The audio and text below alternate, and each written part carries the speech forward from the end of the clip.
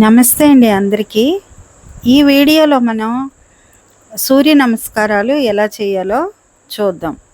వీటిల్లో 1, 2 పేర్లు ఒక గురువుకి, మరొక గురువుకి కొంచెం వేరుగా ఉండొచ్చు. అయినప్పటికీ ఆసనాలైతే ఒకటే. పేరు కొంచెం వేరుగా ఉంటుంది.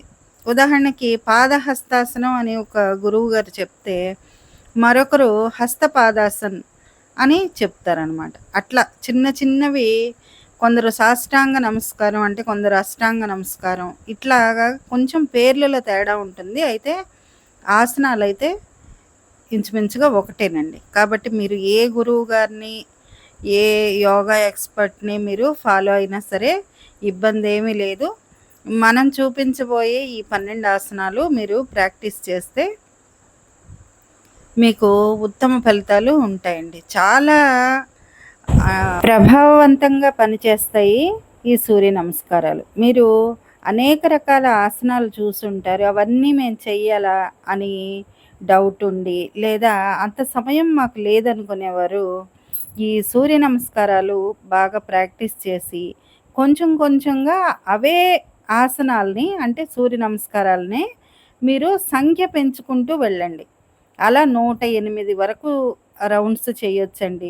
ఒకవేళ అలా కాదంటే కనీసం 3తోనో, 5తోనో ప్రారంభించండి. అంటే ఈ 12 ఆసనాలు కూడా ఒక 3 సార్లు వేయడం, లేదా 5 సార్లు వేయడం. ఇట్లా చేసి ఒక్కొక్క నెల కొంచెం కొంచెం పెంచుకుంటూ వెళ్ళండి. ఆరోగ్యంలో, మానసిక స్థితిలోనూ మీకొచ్చే మార్పు వల్ల మనం ఇంకా ఎక్కువ సమయం సూర్య నమస్కారాలు చేయాలన్న ఆలోచన మనకే కలుగుతుంది.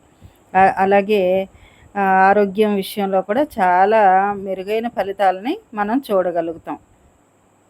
వీటిలో మొదటి ఆసనం ప్రణామాసనం,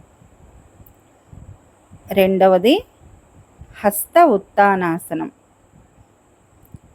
మూడవది హస్త పాదాసనం లేదా పాదహస్తాసనం, నాలుగవ అశ్వ సంచాలనాసనం, ఐదవది పర్వతాసనం, ఆరవది అష్టాంగ నమస్కారం లేదా సాష్టాంగ నమస్కారం, ఏడవది భుజంగాసనం, ఎనిమిదవది మళ్ళీ పర్వతాసనం.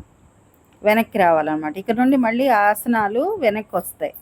తొమ్మిదవది అశ్వ సంచాలనాసనం, 10వది హస్త పాదాసనం లేదా పాదహస్తాసనం, 11వది హస్త ఉత్తానాసనం, 12వది ప్రణామాసనం. ఇలాగా